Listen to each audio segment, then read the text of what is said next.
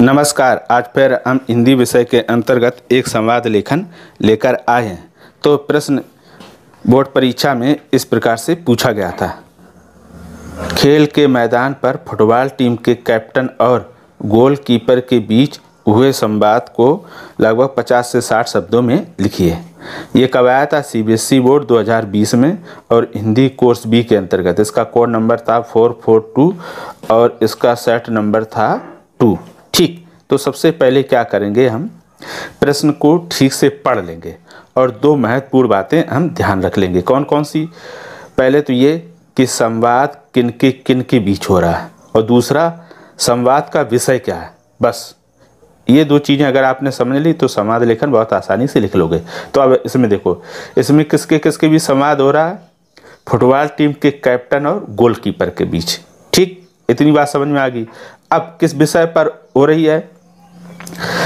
इन्होंने कहा कि खेल के मैदान पर फुटबॉल की टीम के कैप्टन और गोलकीपर के बीच हुए संवाद, यानी इन्होंने विषय दिया ही नहीं, सिर्फ ये समझ लो कि खेल के मैदान में दोनों के बीच में आपस में बात हो रही है। अब इस स्थिति में आप क्या करेंगे, आप दोनों के बीच कोई भी विषय लेकर लिख सकते हैं, क्योंकि यहाँ पर उन्होंने पर्टिकुलर ये नहीं दिया कि गोल को लेकर करना है कि खिलाड़ियों को लेकर करना। तो आप किसी को भी चुन सकते हैं। आप चाहें तो किसी गोल को लेकर कर सकते हैं, किसी खिलाड़ी से संबंधित लेकर कर सकते हैं, और कोई व्यक्तिगत दोनों में समस्या आ रही हो उसके विषय में कर सकते हैं, नेट जो लगा रहता है उसके विषय में कर सकते हैं। यानी जो भी आपको उन दोनों के बीच खेल फुटबॉल से संबंधित बात हो उसको हम संक्षेप में लिख देंगे। ठीक है, तो मैंने किस प्रकार किया अब ये देखते हैं। तो सबसे पहले हम लिख देंगे उत्तर के बाद हम लिख देंगे फुटबॉल टीम के कैप्टन और गोलकीपर के बीच संवाद। अगर इतना लिखना ना आए तो आप सिर्फ इतना ही लिख दो, संवाद लेखन। ठीक है, फिर उसके बाद हमने लिखा कैप्टन। अब कैप्टन और गोलकीपर, इनको आप चाहें तो काले पेन से लिख दो और चाहें तो आप नीले पेन से लिख दो, जैसा आपको ठीक लगे। तो कैप्टन, देखो अनुराग, समय कम है और हमें ये मैच हर हाल में जीतना है। किससे कह रहे हैं? वो गोलकीपर से। तो फिर गोलकीपर क्या कहता है कैप्टन से? आप कैसे भी बाल मुझ तक भेजने का प्रयास करें, गोल करना मेरी जिम्मेदारी। तो फिर कैप्टन क्या कहते हैं? मैं सामने वाली टीम को चकमा देकर बाल तुम्हारे पास भेजूंगा। कम से कम 2 गोल 8 मिनट के भीतर करने हैं। तो गोलकीपर कहता है, आप केंद्र में आकर बाल नेट की ओर उछालना, वैसे ही मैं गोल कर दूंगा। तब कैप्टन कहता है, मैं ऐसा ही करूंगा, लेकिन तुम्हें बहुत ही सावधानी रखनी होगी। फिर गोलकीपर कहता है, आप चिंता न करें, जीत हमारी ही होगी। कैप्टन फिर कहता है, चलो फिर शुरू करते हैं। तो ये देखो, गोल को लेकर कैप्टन और गोलकीपर के बीच हमने संवाद प्रस्तुत किया है। अगर आप चाहें तो कैप्टन और फुटबॉल जो उसका गोलकीपर है उसमें मैदान को लेकर कर सकते हैं, खिलाड़ियों को कहाँ कहाँ पर खड़ा करना है या कहाँ कहाँ पर उन्हें खेलना, उससे विषय को लेकर कर सकते हैं। यानी बहुत सारे एक ही इस पर कर सकते विषय पर।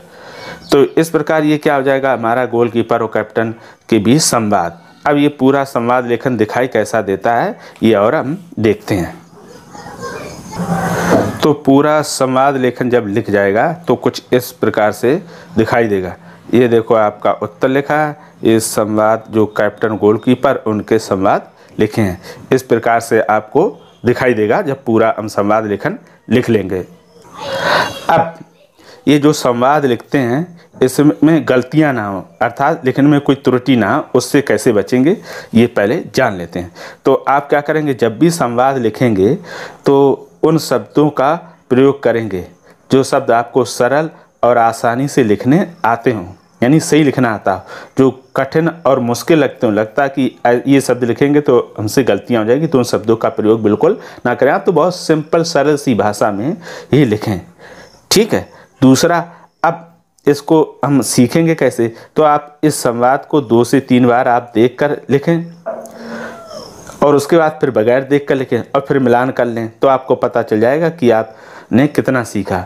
अगर ऐसा ही किसी अन्य विषयों पर या इसी पर आप 4 से 5 बार, मतलब 1 घंटा अगर आप समय दे देंगे और अभ्यास करने का। मान लो आपने इसी को 4 बार लिखा, तो निश्चित है कि 5वें बार में आप सीख जाएंगे। अगर आप एक सीख गए तो फिर बाकी आपको लिखना बहुत आसान हो जाएगा। ठीक है, ये हो गया सीखना। अब कोई ऐसा विषय है या संवाद है जो महत्वपूर्ण भी हो और आपको लिखने में कोई समस्या आ रही हो, तो आप उसे कमेंट बॉक्स में लिख कर भेज दें, तो हम प्रयास करेंगे उस पर बनाने के लिए संवाद लेखन। ठीक, तो फिर मुझे लगता है, और हमें बताइएगा कमेंट करके कि आपने कितने समय में सीखा और कौन कौन सी समस्याएं आई, उसके लिए आपने क्या किया। तो फिर आज के लिए इतना ही, फिर मिलेंगे किसी नए विषय के साथ। तब तक के लिए धन्यवाद।